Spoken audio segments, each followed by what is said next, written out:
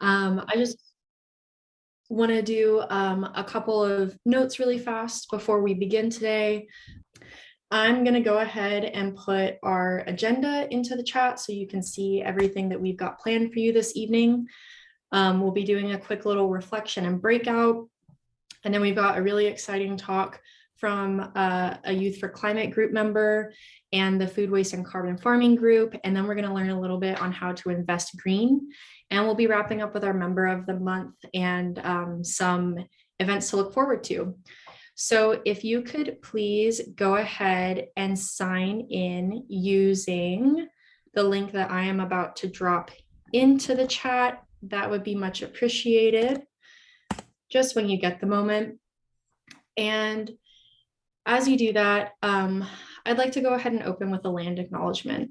So for those of us who are in San Diego County, we are zooming in on Kumeyaay land. They are a people whose traditional lifeways intertwine with a worldview of earth and sky in a community of living beings. This land is a part of a relationship that has nourished, healed, protected, and embraced the Kumeyaay people to the present day. It is a part of worldview founded in the harmony of the cycles of the sky and balances in the forces of life. And it's important for us to pay our respects to the past, present, and future generations of the Kumeyaay people.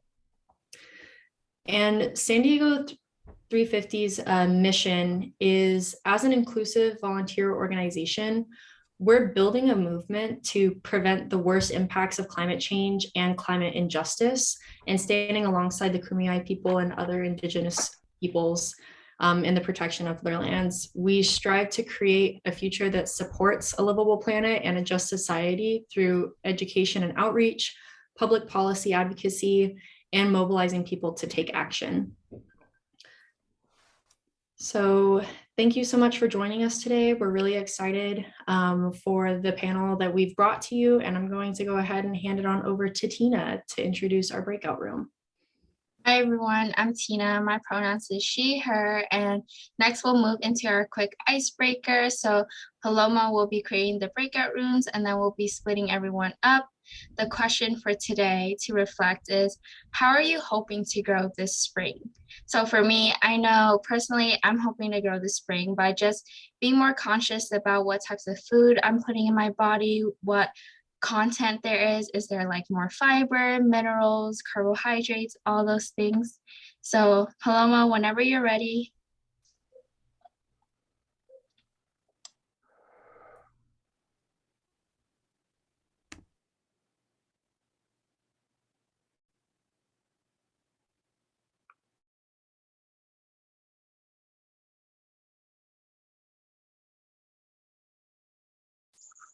Hello, everyone. Welcome back from your breakout rooms.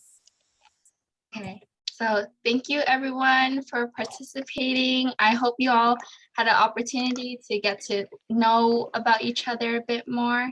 And then now I'll pass it to Jackie. Thanks, Tina.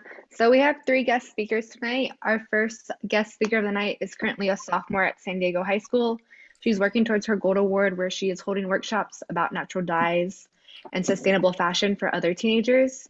Today, Eliza will be presenting about fast fashion and ways we can be more ethical in the fashion industry. So whenever you're ready, Eliza.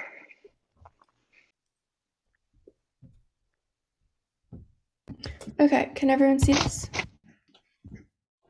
Oh, looks great. Awesome. Okay, good evening, everyone. Thank you so much for coming tonight. I'm really excited to see all of you. So before I start talking about slow fashion, which I'll define in a minute, I'd like to talk to you about how I first learned about this issue. When I was in middle school, we did a unit about child labor. Personally, I focused on child labor in the shoe industry. I hadn't realized that so many other kids my age and also younger still had no choice but to work in such awful conditions instead of getting an education and just being kids. From there on, it was really important to me to be conscious of where the clothes I was buying were coming from. As I got more and more involved in the environmental movement, it just kind of made sense to learn more about those aspects of it, and a lot of the ethical and environmental aspects go hand in hand. For example, child labor is often used to like bring down costs of clothes so that people can buy more and more of it, which is clearly wasteful. Now I'd like to introduce you to some important terms in the world of sustainable fashion. As you hopefully do more research in the future, these should help you out, and some are more general and some are a little bit more specific. So first off, the obvious one, fast fashion. In short, fast fashion is about getting customers to get rid of stuff quickly. Fast fashion fuels unethical, unsustainable, and wasteful production. First, in order to make the clothing inexpensive, fast fashion employs millions of children and unpaid laborers. Hold on, changing my slide. Okay, and unpaid laborers. According to UNICEF, there were 160 million child laborers as of 2021, so really recently. This is a bigger problem than a lot of people realize. Also, this approach requires more and more resources on demand, and they can't be obtained thoughtfully while sticking to such a rapid pace. It also makes it really hard for people to trace where things are coming from. For example, synthetic dyes are faster to set and they're easier to control, but they release toxic chemicals into the water and potentially to you when you're wearing them. Lastly, it's a really wasteful process on the consumer end. According to the American Environmental Protection Agency, over 11 tons of textiles are thrown in landfills each year in the United States alone. Basically, the fast fashion industry cuts any and all costs in a cycle of consumerism. And then if I talk about slow fashion, then that's just the opposite of fast fashion. So like slowly, thoughtfully producing clothing. My next term is greenwashing. So when brands are described as sustainable without real action, often by like using vague claims or dishonesty, like saying over 50%, or using certifications that don't have actionable requirements, this is known as greenwashing. The British Green Claims Code uses established laws for consumers, for businesses there, to outline what businesses should and shouldn't say to avoid greenwashing. They have a really handy quiz online if you search Green Claims Quiz, where you can test your knowledge. And finally, dead stock fabric. So this is factory's fabric that is surplus or cut out as scraps that isn't necessarily going to be, it's not planned to be used in the future. You can sometimes buy dead stock fabric online to use for your own sewing projects. On the plus side, it does already exist and it might not get used otherwise. Plus, if you're making it into a garment yourself, you do know about the labor practices in the later stages of the production process. However, on the downside, it's not necessarily made sustainably, so it's not necessarily an ideal first choice. And it's also known as overstock or jobber fabric, so you might hear those terms. Now, I want to move on to the theme of the night, which is get to growing. So I'm going to go over a couple of categories of solutions, starting with legislation and accountability, and then different kinds of consumer solutions, or like personal solutions. From there, we'll break it down further into specific steps you can take. And I want to clarify that in terms of consumer solutions, there's a notable difference between this and you might have heard of conscious consumerism, because in this case, we're talking about shifts away from consumerism and not just like being aware of that consumerism, because that isn't really enough. But first, I want to hear what you all think you can do to grow your sustainable fashion. So let's take a few seconds to put that in the chat.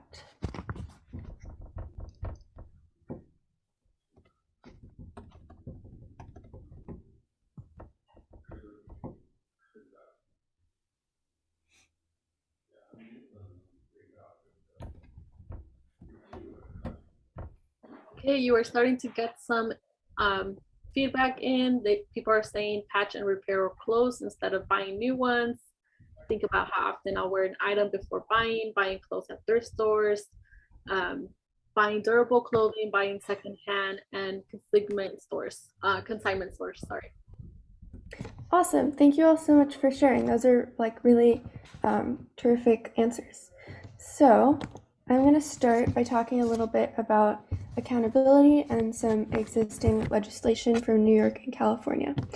So first off, Assembly Bill A8352, which requires fashion retail sellers and manufacturers to disclose environmental and social due diligence policies and establishes a community benefit fund according to the New York State Senate description. And this one has not been signed into law yet. And then we have, according to the California Senate, SB 62 will strengthen protections for garment workers by eliminating the piece rate in the garment industry to ensure garment workers are paid legal wages for all time spent working while still allowing for incentive-based bonuses above their legal wage, and by expanding liability for wage violations. It strengthens safeguards for wages and dignified working conditions for garment professionals.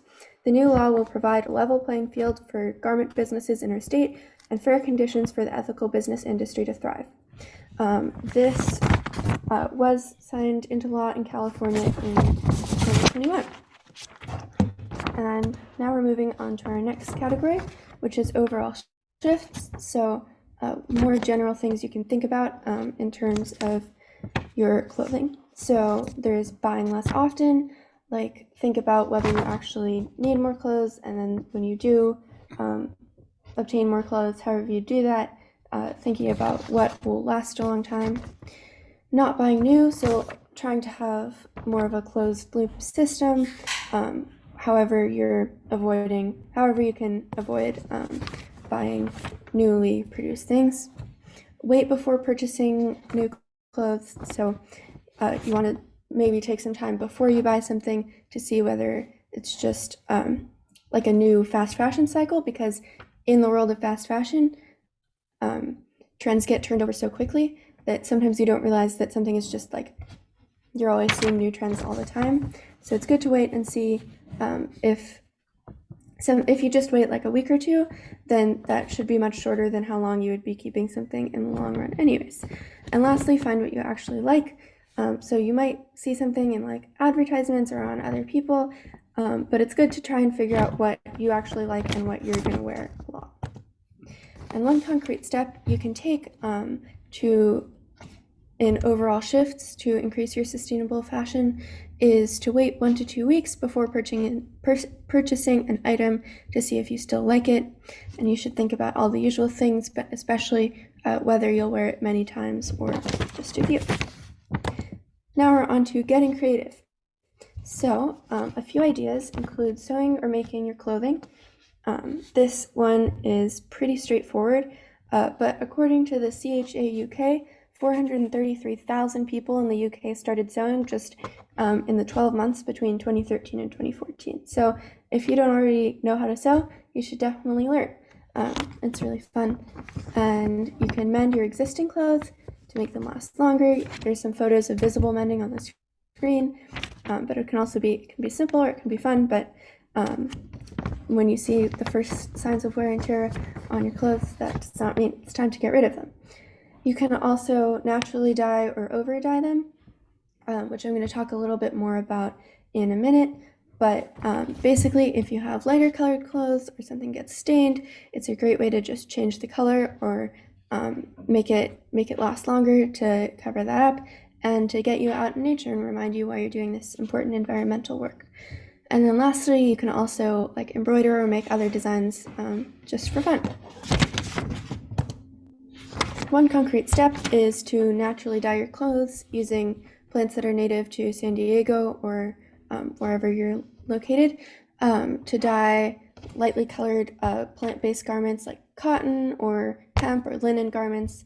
And I included some San Diego native plants like seathrift, Cleveland's beard tongue, pestamon, apricot mallow, and sand dune wallflower. But if you know other ones that you like, you should definitely try those out and see if they work for natural dyes for you.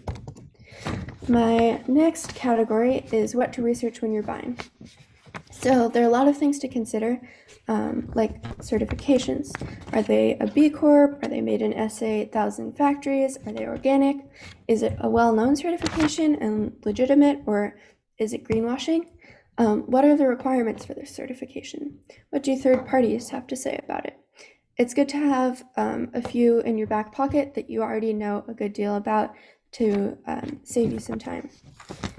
Then also, is it made in the US or countries with low labor risk? Where was this made? Whether it's the assembly or the raw materials and every step of the way.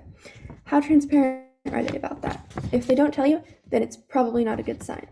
I recommend going to the website goodonyou.eco to check out labor risk, but you can also definitely look at things like codes of conduct, worker guarantees, factory certifications, and so on personally. Remember that most factories will say that they don't use things like child labor, but you should check if they're held accountable in any way. What kinds of dyes are used? Are they natural dyes or synthetic dyes, and how are they disposing of them?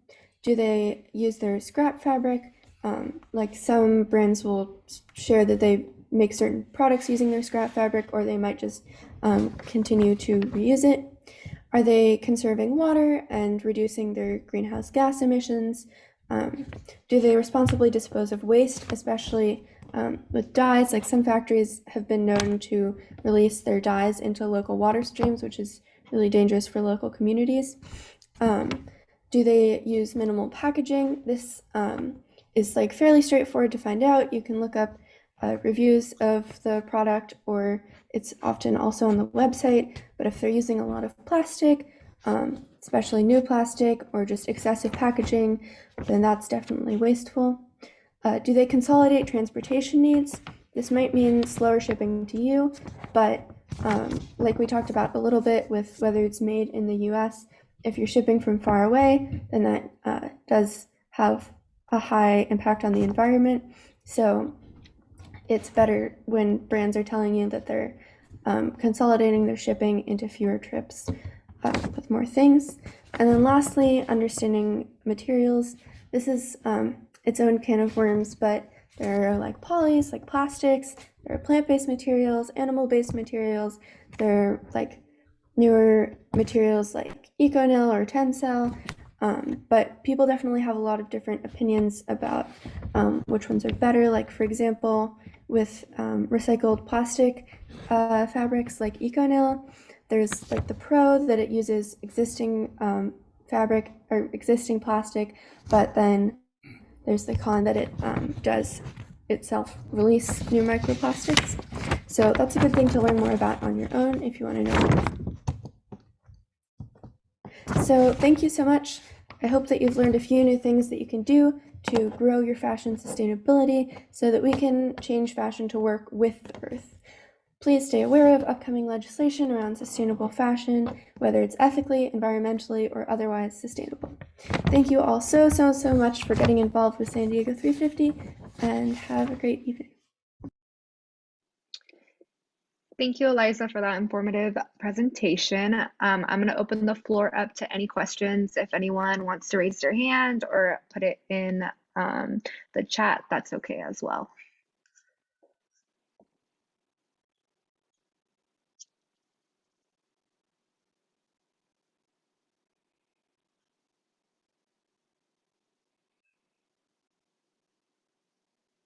I see the question, what have you found to be the most impactful habit change you've made? I think that that's a good question. I think the most impactful habit change I've made is realizing that I don't need a lot of clothes. And then I think once you stop to realize, once you stop kind of being in that cycle of buying new things, then it's easier to take the time to realize what you actually like and what's going to last you a long time, and to do the research and be thorough about learning about what you're buying.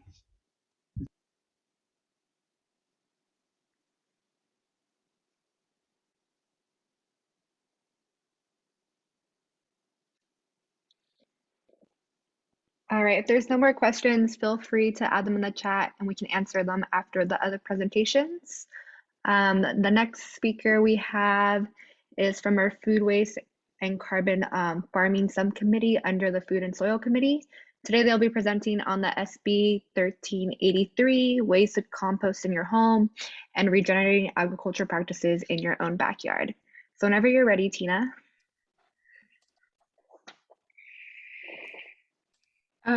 Can someone, I don't know who's sharing the screen, but can you stop it so I can, thank you. Okay, can you all see this? Yeah, okay. All right, so Tina and I are gonna tag team. That was actually our other co-lead on food and waste on the photo, but I'm Tessa, and I'm gonna jump in for the first part of it. And I know our theme tonight is get to growing, but you know, a lot of what we want to talk about for our part is how to make proper use of the things that we are growing. So one of the largest problems right now that we have in food and soil is food waste. Why is it a big deal, and for the climate, and what can you do? So next slide, Tina. So the problem is that 35 to 40% of all of the food that we produce in the US is thrown away, is wasted.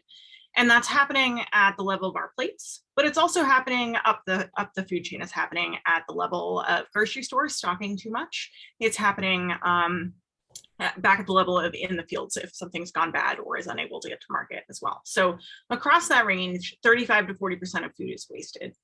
And in San Diego County alone, food waste is the third largest source of landfill waste.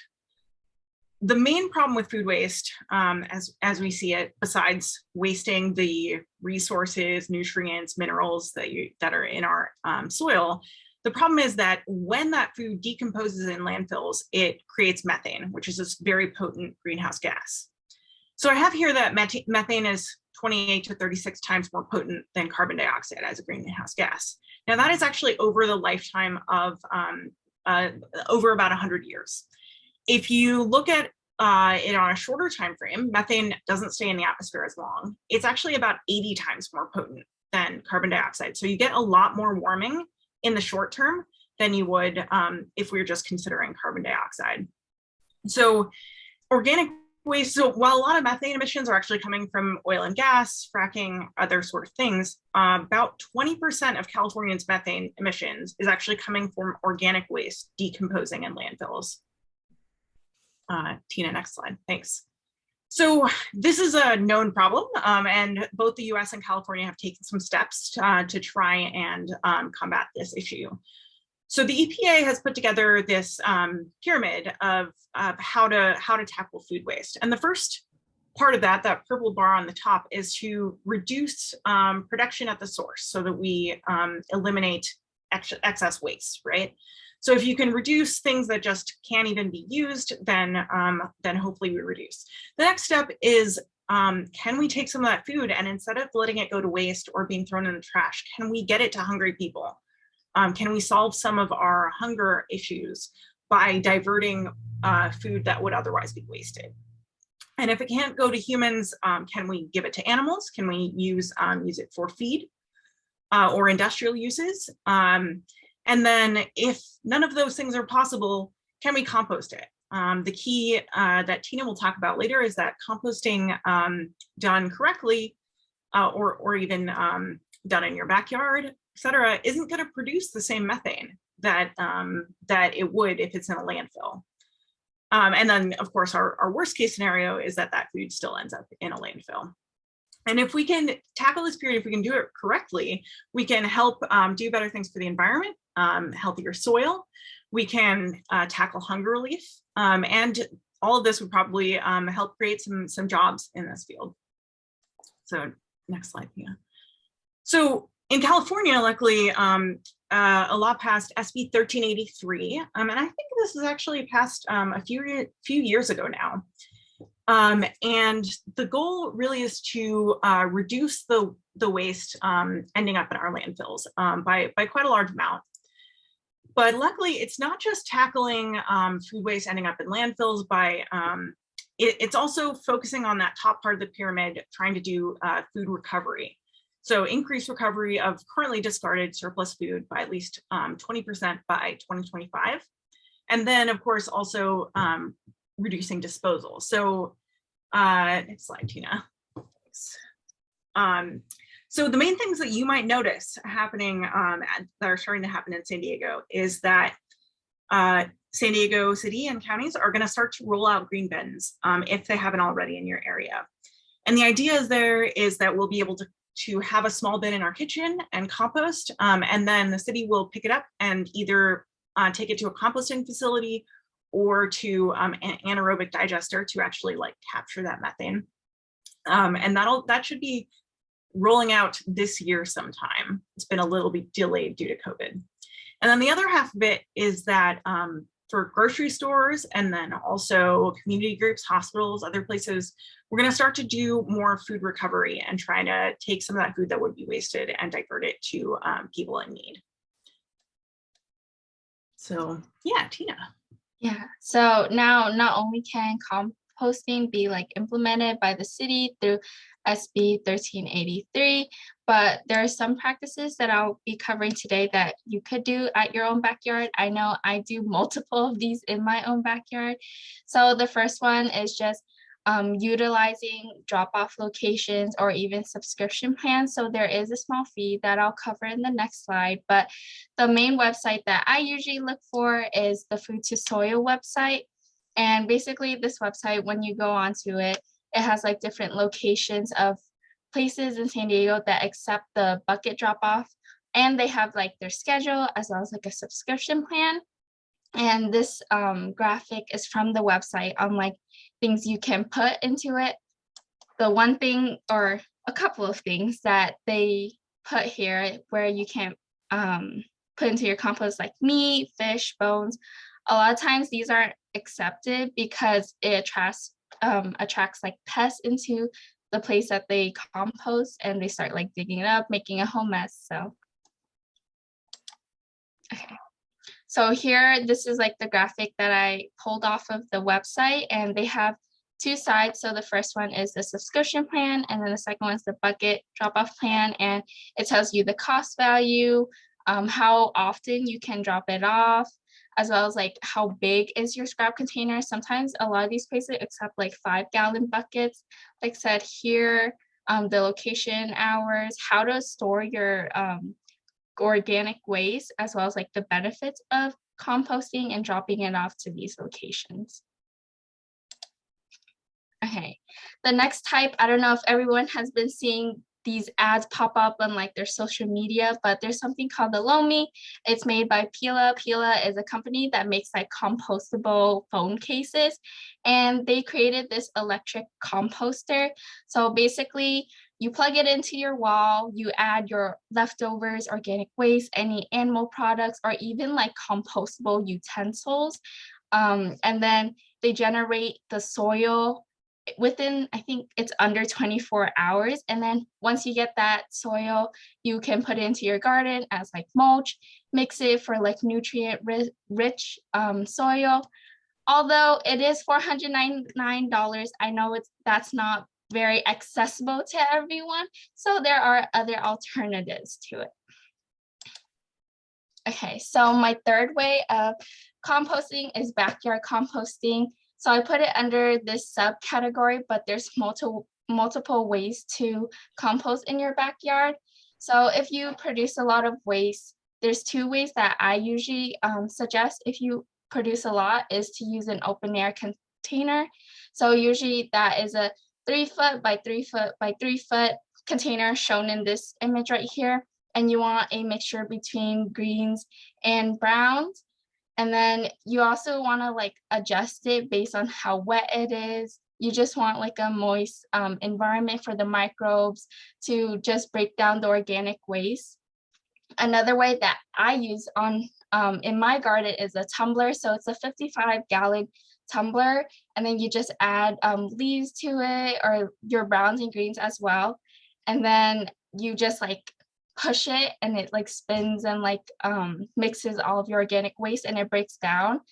And then you could add that to your garden as well.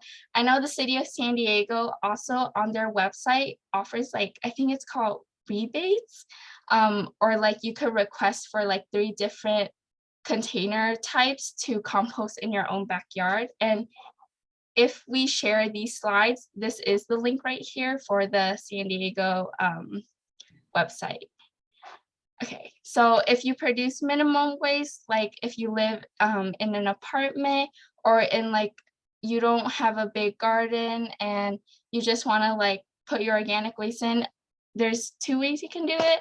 So the first one is just worm tubes or containers. So usually I'll show in the next slide, but the first way is to use a PVC pipe and a lid, and then you just like put a bunch of holes in it, dig a hole in the ground, put the PVC pipe in it, put your organic waste, and then put the lid. The other way is just to use like a 5-gallon bucket, cut the bottom off, put it in the ground, put your organic waste, and then let the worms do its thing. If you produce a lot of waste or minimal waste, then you can either do vermicomposting, which is just using worms, usually red earthworms, or you could dig a hole and put it straight into the garden. However, I wouldn't really recommend this. 2 reasons. The first one is it does take a long time. The second reason is it usually attracts pests, but that is another option. Okay. So here I took a screenshot of a post I made a while back for our Instagram. It's just some ways to make your own compost bin. And these 2 pictures are from my garden. This first one here was just like a water jug that we cut in half. My mom and I, we cut in half. We put the little like nozzle into the ground. We pour organic waste on it, and then we put the bottom on top of it. And the worms just come and like they eat up the organic waste. And I think we fill it up every like once a month. And then right here is the 5-gallon bucket. So we sawed off the bottom. We put our organic waste in, and then we put the lid on. And then every, I think, 3 months, once everything's a little bit like brown, the color of soil, we spread it out in like our garden. So right here, it was the banana tree. So we just spread that out in our garden. So other ways to help reduce your food waste or not allowing organic waste to enter the landfill is to just shop with a list, planning your meals, eating leftovers, storing your food properly, as well as like knowing your labels and practicing zero waste cooking. And then some other ways that if you have excess food that you can do is to glean or to donate food. Okay, and then now I'll pass it to Tessa. Yeah, thanks, Tina. We wanted to talk a little bit about, since the theme is Get to Growing, we thought we'd talk about a couple other little topics on how to both reduce food waste and do some things in your own life that that might help. And so one of the things, we have a carbon farming working group that is attempting to help farmers in the area and the city adopt carbon farming as a technique to help reduce as part of the county climate action plan. And so what do I mean by that? You can actually, so healthy soils store a lot more carbon than depleted soils. And you can actually do this even in your garden. It won't be as large scale, but this is, in case you are interested in gardening. Basically, the idea is you can refrain from tilling and really keep that structure, the root structure, the organisms that are living in there, keep that nice and healthy. And you can sheet mulch instead or put compost materials on to create a soil with plenty of nutrients and microorganisms.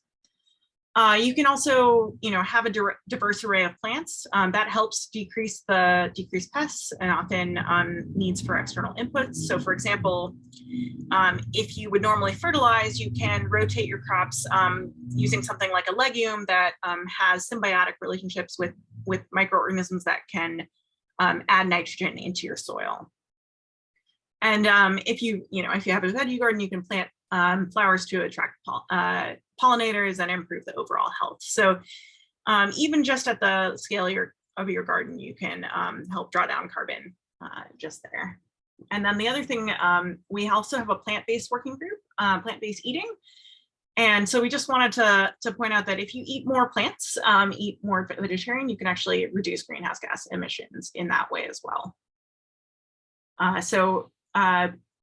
On behalf of Tina and I, we wanted to just invite you to join us anytime to work on any of these three topics, and please do ask questions. So thanks a lot. Thank you.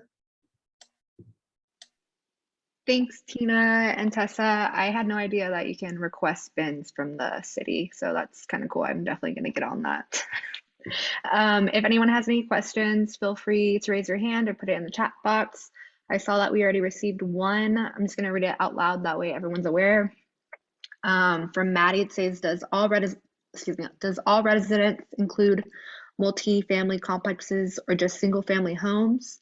And I believe she's referring to the SB 1386. Tessa, did you want to talk about that a little bit? Sure. Yeah, as far as I'm aware, so 1383 covers single family and some multifamily, so like really small multifamily units. But larger multifamily are actually covered by a different bill. I think it's called AB 1826. I think I put it in there. I think between that one, which is more focused on commercial and does restaurants as well, and 1383, which does single family and small groups, I think there's kind of a comprehensive rollout in California. Other questions? We have two more in the chat box from Sydney. Were funds for more anaerobic digesters to be built a part of the bill? There are definitely funds available that CalRecycle can provide. It's not specifically earmarked for any one thing. And so I'm not sure if folks will be applying for that or where that will go. Anyone else know?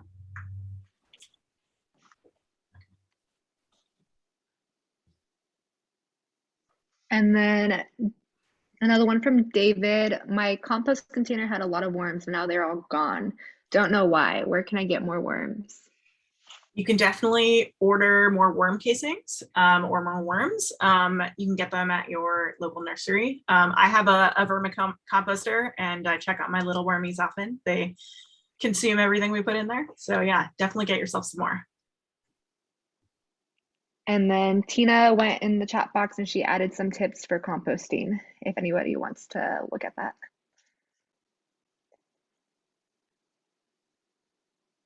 All right, if there's no more questions, we'll go to our last guest speaker of the night. Last guest speaker is a certified financial planner, and today he'll be discussing how to reduce our carbon footprint in investments. So I'll hand it over to Patrick whenever he's ready.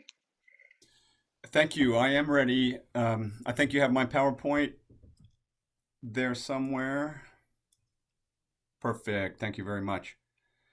So I'm a certified financial planner. I have an investment business up here in the Marin County area, and I'm part of 350 Marin and 350 Bay Area, and also I'm on the board of Fossil Free California. So I do a lot of divestment work. And I published a book back in 2013 when I realized how much misinformation was out there about, for example, making sure that you're not investing in fossil fuel companies. Sort of what people were told, it was almost a sort of conventional wisdom that very few people challenged, that you were somehow making a financial sacrifice by excluding fossil fuels from your investment portfolio. So I did the research, I kind of wrote a book about it, and I really decided to focus my personal practice on helping people decarbonize their personal portfolios. Next slide, please. So this is just kind of a graphic image. It's simple. It's what we try to do in the sustainable investing world is we don't throw away the techniques and analytical tools that professional investors have used for years and years and years. We include those. So we're looking for companies that have strong growth prospects, that are run well, et cetera. But we also bring in this other set of considerations that the latest acronym is ESG, and I'll explain that a little more further. So we're looking for companies that both on their own have great growth prospects and have high ESG scores. And where those two, the Venn diagram of where those two circles meet is where we look to help our clients invest. Next screen, please. So I'm sorry, this is a little bit dim, but ESG has in a way taken the world by storm, and part of that is good and part of that is bad. The good part is that it gives investors, whether they're individuals or professionals, some really good tools for looking at how companies are run.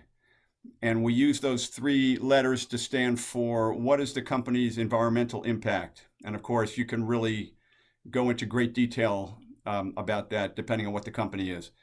The S stands for we query the social impact and attributes of the company, and that addresses things like diversity, um, especially gender diversity at the top levels. Um, Also, how the employees are treated, the benefits that they're given. We all know that U.S. companies do not do a good job giving families paid leave. So those are the types of things that are examined when we grade companies in the S category. And then the G category is governance. There actually are or is a set of good governance principles for corporations that include things like the board of directors actually being independent. Historically, there's been so many cases of boards of big corporations are leaders of other corporations, and they all kind of scratch each other's backs, and they always approve increases in compensation. And it's probably one of the reasons why US based companies have by far the greatest discrepancy between what the CEOs are paid and what the average workers are paid. So it's gotten way out of hand in the US. So again, that's another metric that we examine when we're giving a company an ESG score. And nowadays, there are a bunch of companies that collect ESG data and sell it, to professional investors, to big institutions. Next slide, please.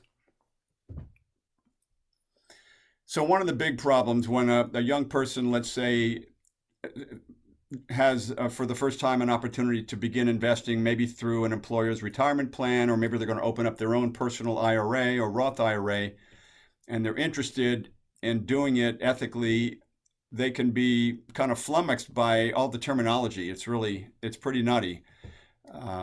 Before I published my book in 2013, the acronym that most people used was SRI, socially responsible investing.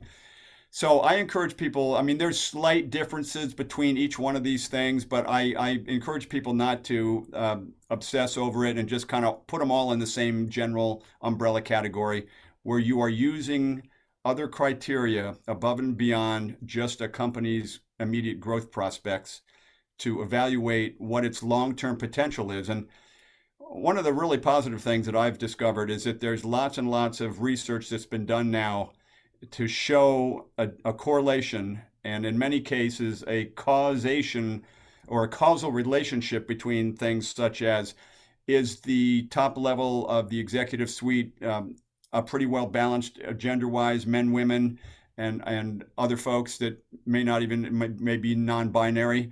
We now have data and studies that show a strong correlation between a company's future prospects and, even more specifically, the growth of its stock value over time correlates to good gender balance in the leadership position, treating the environment well. You avoid all kinds of blemishes on your brand if you treat the environment well, et cetera, et cetera.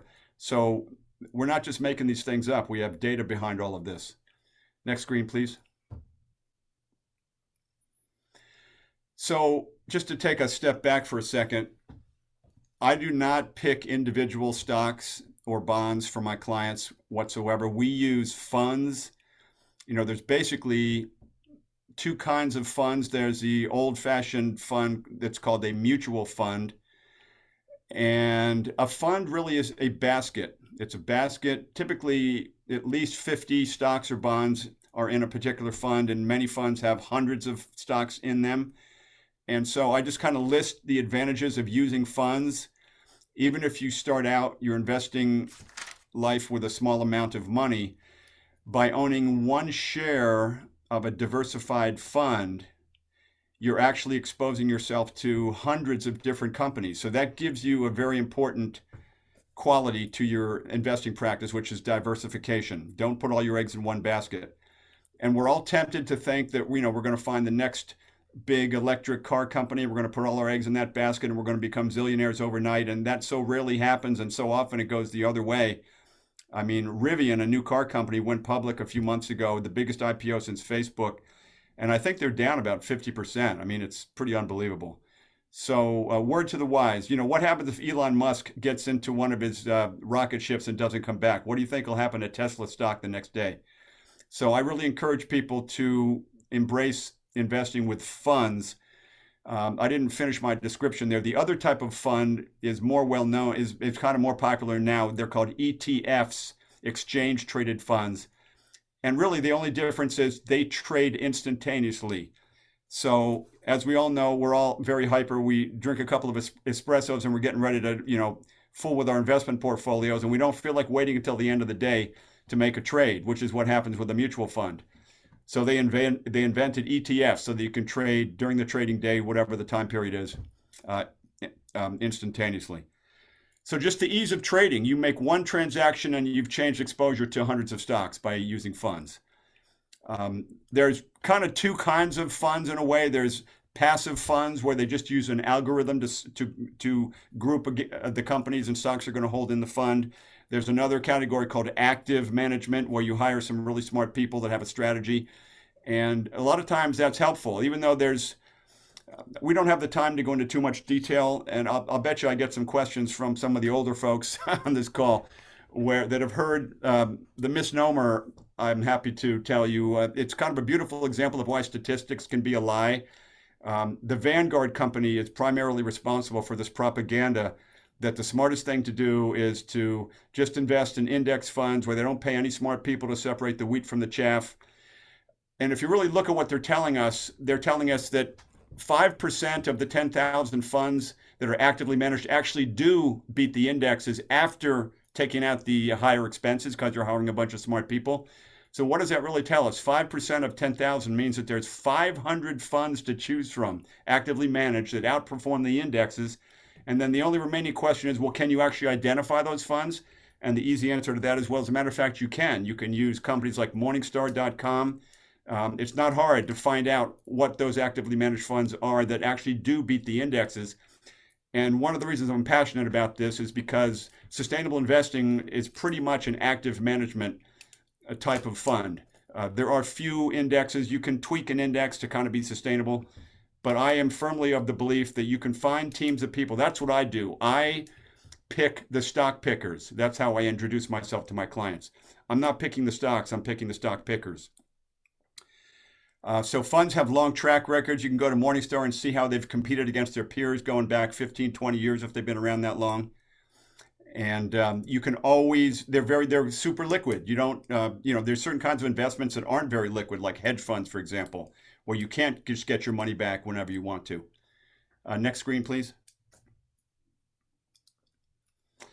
Now, dun, dun, dun, dun, the greenwashing. Oh my God, that's the negative part of ESG. The entire world, all the pros have glommed onto ESG, and they're all waving their hands and they're trying to show how moral they are, et cetera, et cetera. And they're even labeling some of their funds ESG, even though they have as much fossil fuel stock exposure as one of the unmanaged indexes like the S&P 500. So ignore whatever name somebody gives, like Vanguard or iShares, those well-known ETFs. They actually have called some of their funds, they even call them things like low carbon, climate sensitive, ESG. Don't ever trust the name. Look them up on a website I'm about to tell you about. Next screen, please. So this is an amazing site right here. I can even, you guys are savvy about the internet. I can put this in the chat afterwards, but fossilfreefunds.org is amazing. It's an entryway into a set of search engines that are created by a nonprofit in the East Bay up here called As You Sow. And all the search engines are linked behind the scenes so you can enter any of the doorways. I made a very explicit, one of the things that can be very confusing is I have a client come into the office, and if we start, and they may have some particular thing that they may hate big pharma. I don't want to own any pharma companies. And somebody else might hate Facebook, and somebody else hates Google. So I don't want to get too deep into that with people. I tell people that if you're going to work with me and our company, the number one criterion is we're not going to be exposed to any fossil fuels. And it's not just the companies that have the reserves. It's all the tertiary companies, the pipeline servicing companies, the utility companies that are publicly traded that are still using coal and gas for their energy sources. So that's the top of my pyramid. That's the first thing we exclude. And if people don't want to exclude that, then I just say go find a different financial advisor. We're not just mercenaries. But you can go to this site and you just put in the symbol or the name of a fund. it shows you what that fund's, it looks back, I think, every quarter, it gets new data. But it's just a very robust set of data on this fund, on this search engine, fossilfreefunds.org. So I encourage anybody to go there and look. And they also have a ranking for corporate retirement plans. Because if any of you folks work for a company, one of the things you'll want to do is encourage them to put low carbon, ex fossil fuel funds in that menu of choices that you have when you start to save money through their retirement plan. And there's even a positive too. There's a set of companies called the Clean 200, and Fossil Free Funds will show you what your score is on that level too. So you can really parse data and decide which funds you want to roll with. They'll show you the performance stuff too. So I use a combination of that search engine, fossilfreefunds.org, and all the data behind it, and morningstar.com. Next screen, please. So this is just a little list of tips. As I mentioned earlier, if you're working for a bigger company and they have a retirement plan that you can participate in, of course, if they're going to match, which some employers do, that's unbelievable. You can't lose. That's the best thing in the world is people giving you money, essentially. So always contribute as much as they'll match. That's just a no-brainer. But one thing you need to do right away is start to understand the tax aspects of investing. Figure out the difference between a Roth IRA and a regular IRA. And for young people that are just getting started and you're not dealing with a high income right now, a Roth IRA is probably the better way to go because you don't get a current deduction. But guess what? You're not in a high tax bracket, so you don't really need a current deduction. What you'll love about the Roth is that it grows income tax free.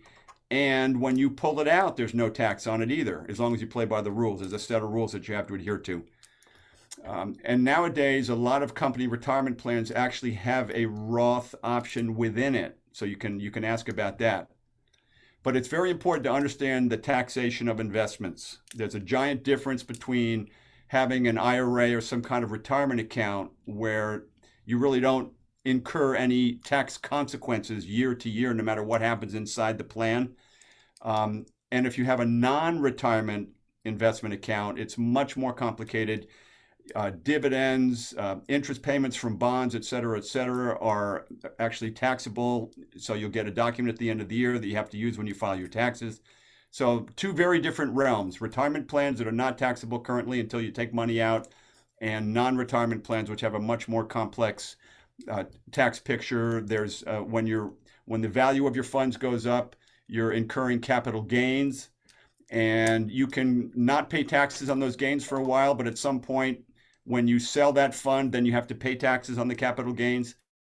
And the fund manager, unfortunately, can do some things that you have no control over. If they decide to sell one of their holdings that's highly appreciated, you as one of the investors will also get hit with a portion of those capital gains. So it's just a very different world.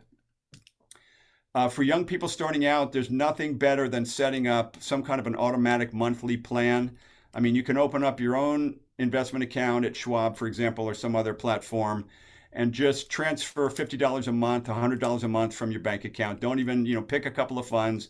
Don't get too fancy that are broadly diversified, and don't even worry about it. You don't even care what the market's doing. Just every month, another 50 or $100, and you'll look back 30 or 40 years and you'll go, oh my God, that worked out so well.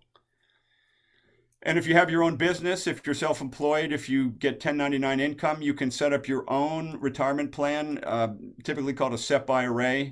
There's another thing called a simple, but it's a little different. The SEP is the thing that most business owners use when they start out. And the advantage to that is you can put a lot more aside than you can in an individual Roth or an individual IRA, where the limitation for people who are under 50 years of age is about $6,000 a year. A SEP IRA allows you to put aside up to, depending on whether you have an entity like an LLC or a corporation, it's somewhere between 20 and 25% of your net income you can divert into your SEP IRA. So that's a really good tool.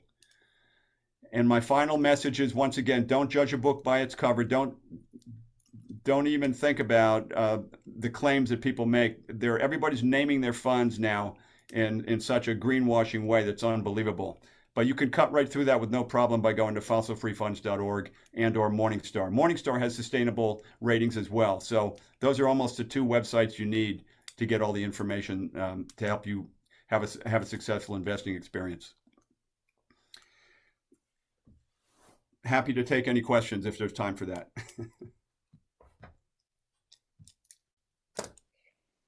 Again, if you have any questions, feel free to raise your hand or add it in the chat box. And thank you again, Patrick. I definitely learned a lot from your presentation. My pleasure. Thanks for having me. Maddie, if you want to go ahead. Yeah, I have a quick question. So I was actually just part of a retirement fund webinar today for my work. We've started investing with Betterment, which I'm not sure if you're familiar, but they're a company that offers like a climate solution sort of retirement plan. Do you think that a retirement plan like that would be available for search on fossil free funds, or is it like company by company that website allows you to search on? Well, it's interesting. There are new kind of climate friendly, green, ESG, web-based kind of robo advisors, and the advantage there is that when I charge my clients somewhere around 1 to 1.5% per year for high touch, personalized boutique sort of services. So it'll be a lot cheaper with an online. It'd probably be like a third of a percentage point or something. Yeah.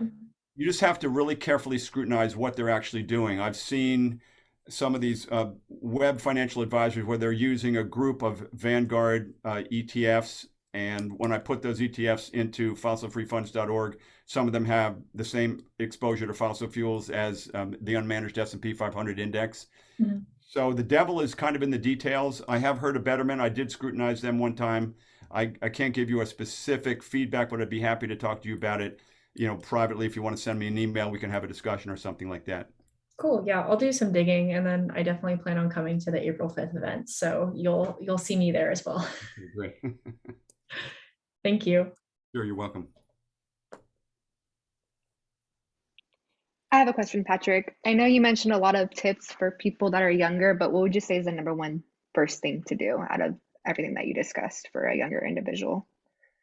I would just default to open a Roth IRA. I would say go to Green Century Funds. They're it's a nonprofit fund family, which is pretty unusual. It's run by women. It's not complicated. They have 3 funds. One is kind of a balanced, we call it balanced when you have some stocks and some bonds. One of them is all stock, and then the other one is international stock.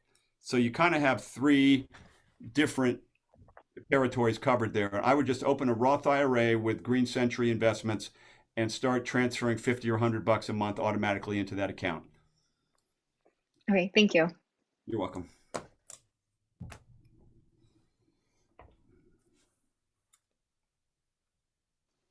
All right, if you don't have any more questions, I will pass it over to Paloma. But if there's any questions that do come up, feel free to include it in the chat and we'll be monitoring that. Hey, hello everyone. Hopefully you can hear me. In this section of our meeting, we did want to take a time to celebrate our members of the month. Since we have shifted into going into a quarterly basis for our membership meetings, we did include Catherine Harrison here, who is on our February member of the month. And we have Paul, who's on the call with us and will be joining and we'll be speaking a little bit, but is our March member of the month. So Paul, if you are here, I know I saw you earlier. I'm here. I'm not exactly sure what I'm. So just if you want to share anything with people, you should also have been able to see our member of the month. We did an interview with Paul in regard to the work that he has done here with San Diego 350. Maybe if you want to tell everyone kind of why you stayed with San Diego 350. One of the reasons is just what you've seen tonight. It's so varied. There's so many different things going on. I mean, today we just talked about composting through investing. And so San Diego 350 has so many different teams and interests. So I think you can find just about anything you're interested here. It's all related to climate change and helping the environment, and it's a great place. Thank you so much, Paul. Does anyone have questions for Paul?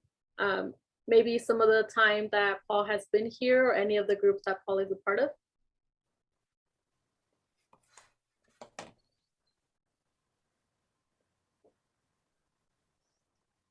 And I am sharing my screen, so I cannot see you if you are raising your hand, but I'm gonna take that as that there is no questions. Again, I do wanna say, Paul, thank you so much for all the work that you do and for being part of San Diego 350. How long have you been with San Diego 350, if you wanna tell the group? Sure. So the first event I came to that San Diego 350 held was in 2014. I think that was a People's Climate March, something to that effect. And then in 2017, I started getting involved, helping to plan marches and rallies and things like that. And I'm currently working with a group called Raise the Alarm. And it's the group that, as I said, plans marches. We get involved in a lot of different things. We show up for other teams as well if they need to get people out. So it's very, if anybody's interested in that kind of things, we even go as far as maybe some civil disobedience, if it could go to that far. So if you want to get active and you want to get out there, Raise the Alarm team. All right, thank you so much, Paul. And anybody have last questions? I did not see any on here, but if you do, feel free to go ahead and add it. I also did want to let you know, Catherine was going to join us, but she is so involved that she is currently with the Youth for Climate team and other members in a core meeting. So she could not join us, but we'll go ahead and invite her again. And then Patrick also just sent another link in the chat. And then moving forward to the next part, we are at the end of our meeting time with everyone, but I did want to share some upcoming events that we have, and Maddie has gone ahead and shared those links in the chat for you. But just a quick reminder, please sign in and give us some feedback. This is the first time that myself and the new planning team for the membership meetings. So we would love to know what you thought of it and if you have any feedback on how we can improve for the next time. Also, the action hour is happening this Thursday, March 17th at 7 p.m. This happens every 2 weeks. This time we are meeting with the membership team who's going to talk us on how to get people interested and how to give your elevator speech when talking about climate justice and San Diego 350 and the work that we do. So we hope to see you there and you can RSVP. We also have an orientation chat for anyone who is a new volunteer and just wants to know more about what San Diego 350 is about. That is happening Tuesday, April 19th at 6:30 p.m. In the chat, you'll also see that we have an Earth Fair coming up. And this is going to be in Balboa Park. It is happening Sunday, April 24th, and it's going to start at 11 a.m. But there is a form for you to sign up if you're interested in volunteering. We're going to highlight our Youth v. Oil petition and our Let's Go San Diego petition. So I do encourage you to join us if you're available that day. It is very fun, and there I think is about 200 participants right now that are going to be tabling, and that is not including the people that are going to be there. So I think this would be a perfect time for you to get to know a little bit more of the people within San Diego 350 and also those within San Diego. And then moving forward, we have our fundraiser, Celebration for a Brighter Future, that is happening May 21st at 12 p.m. The link is also there available for you so that you can RSVP. And then, sorry, I did see that the link is not working, so I'll go ahead and reshare that in a second. And then the last thing I did want to share about is the Sign the Let's Go San Diego petition. I did include our Google form in there so that you can get more information on what this petition is about, but basically it is a transitive initiative that we're trying to get on the ballot for November. And then any other comments, questions about our events coming up besides the link not working for Earth Fair?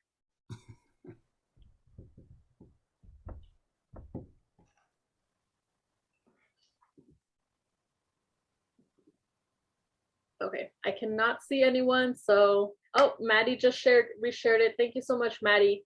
And if there are no other questions, I'm gonna go ahead and stop sharing. And if everyone can please turn on their camera so we can take a picture, that would be greatly appreciated. If you don't want to be in the picture, you're more than welcome to turn off your camera.